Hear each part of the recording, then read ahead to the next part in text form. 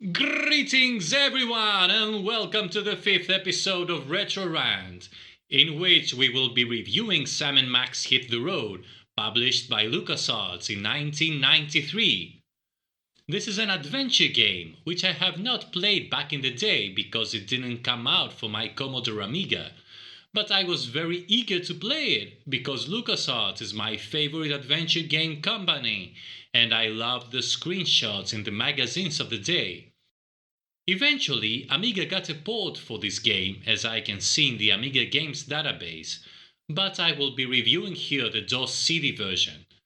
So, without further ado, let's watch the intro!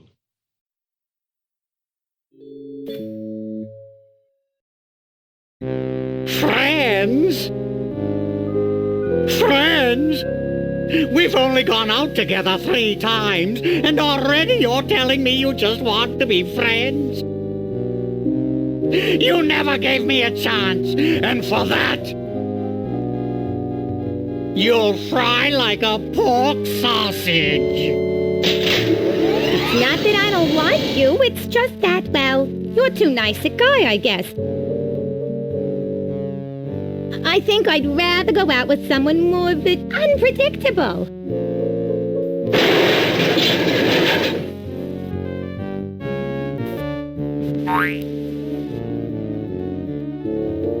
Hello. This doesn't look like the Lincoln Tunnel, Sam. Looks to me like a marginally volatile hostage situation, Max. Ooh, does this mean we get to kick some puffy white mad scientist butt? Can't think of a reason not to. You'll be of no use, freelance police. With the flip of a lever, my ungrateful lunch date will be reduced to a half cup of disoriented atomic matter. I knew he wasn't a real doctor. Shall I confront, subdue, and pummel the suspected perpetrator, Sam? Sick him up, little buddy. Ooh! Ow! Hey, nice one. Yikes! Huh? He's not a real guy, Sam. Can I keep his head for a souvenir? Why do you suppose it's ticking? That's no head, Max. It's one damned ugly time bomb. Let's leave this criminal cesspool pronto. Good idea, Sam. Maybe we can ditch the head somewhere while the credits are running. Mind if I drive? Not if you don't mind me clawing at the dash and shrieking like a cheerleader. Sam, is pronto a real word? Goodbye, Sam and Max. I'll never forget all you've done here today.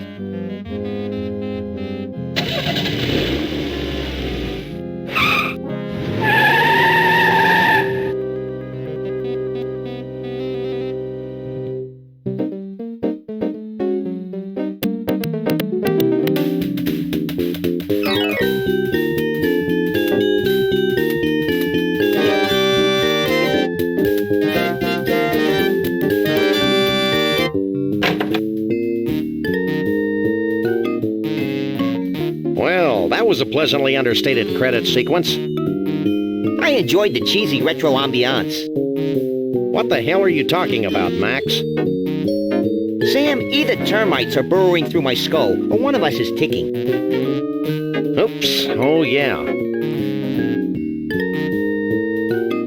Max, where should I put this so it doesn't hurt anyone we know or care about? Out the window, Sam. There's nothing but strangers out there.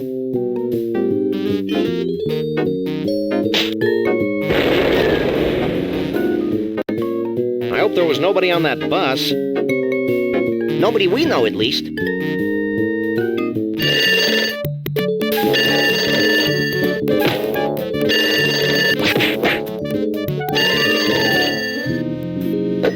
Hello? Yes? Yes? Yes? No. Really?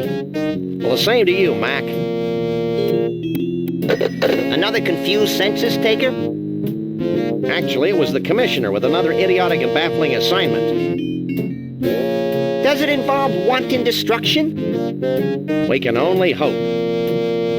Due to the arbitrarily sensitive nature of the mission, we'll be meeting a bonded city courier out on the street. Now, this intro has nothing whatsoever to do with the actual story of the game, but at least you get a taste of the humor, or lack thereof, the voice acting, and the art style of the game. Our heroes are the freelance police, which is comprised of a dog, which seems like the child of Scooby-Doo and Humphrey Bogart, and a hyperactive psycho bunny. Now, I don't know how you might feel about members of the animal kingdom being involved in law enforcement, but anyway, this crime-solving duo has just received a new case from the commissioner, a case which I'm not going to spoil for you, and they are on the way for an exciting new adventure. Let's start with the graphics of the game. They have the Day of the Tentacle feel that I love, cartoony and wacky. The animation may be choppy at times, though, but the locations are colorful and detailed, and the cutscenes are also made with care. The sound is also decent, with some appropriately noir jazzy tunes at the background that have enough variety and subtlety so as not to get annoying. I didn't quite like the voice acting though. I thought that in a lot of places the voices didn't match the characters. Unfortunately, the gameplay is a real disappointment.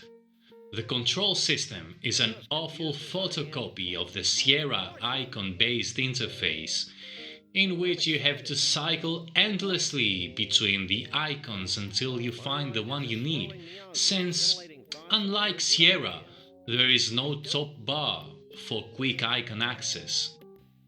Thankfully, the icon changes when you are over a hotspot, but more often than not, you will find yourself getting some nice adventure game-induced carpal tunnel syndrome by changing the icons fast and thus missing the icon you want, or have Max in front of the hotspot you want blocking it, thus having to move around until Max moves along so that you can have access to this damn hotspot. The dialogue options are also awful, involving obscure icons and not actual text lines. Also, you have to repeat the same lines over and over because you don't know if the dialogue has changed because of the advancement of the story.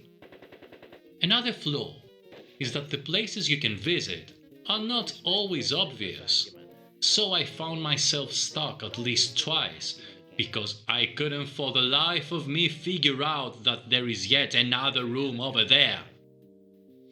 The nail in the coffin is that there are also some mini-games, but thankfully only one of them is mandatory to completing the game. But I could forgive an annoying interface since the actual heart of an adventure game is the puzzle solving, the story, and the characters. And this game suffers in every single aspect. The characters are random, unlikable, and superficial, and I couldn't find myself connecting to them in any manner, even though I thought that the antagonist was genuinely funny. The story is also a mess. A random mishmash of locations put together. Find a clue, unlock a new unrelated with a story location, rinse and repeat. The only cohesion in all of these is a sense of parody about sightseeing spots in the US, where supposedly every few kilometers you get the biggest toilet in the World Museum, or some such. Now, I am not from the US, so I don't know if there is an element of truth about all this or not, so feel free to enlighten me in the comment section below. The worst part of all is that there is a gazillion such locations, and the game keeps them open for eternity, and when you get stuck, and you will get stuck, you have to endlessly backtrack to all of these annoying, meaningless places and try to find what you missed or if something changed. And yes, This involves repeating the stupid dialogues. After the second or third time that I had to go through all this, I was longing to have a dentist appointment so as to escape from this game. The humor is hit or miss for me. There were quite a few witty remarks by the heroes and a couple of really hilarious moments, but I found the main bulk of the jokes to be in poor taste, and the intro is a fine example of that. Of course, humor is a very subjective thing, so you might like the game if you're into South Park-style slapstick comedy. Last of all, the puzzles. They make sense sometimes, but quite a few times you'll just be throwing things randomly at hotspots and hope that something finally works. I feel that the developers were aiming for originality in their puzzles, but the end result is nonsense.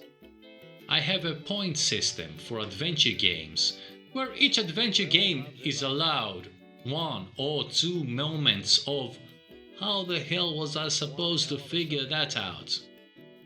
Sam & Max has a handful of such moments, and this is where it ultimately fails to maintain my interest and remains a below-average title for me. So, would I recommend that you track this game down and play it? Honestly, no. LucasArts has produced true masterpieces of game crafting throughout the years, but for me, Sam & Max is one of their worst, if not the worst adventure game. Try it only if you're a hardcore completionist, or if you find yourself falling from the chair with laughter because of the hilarious intro. So, that's it for now. That was Sam & Max Hit the Road, and I'll see you next time!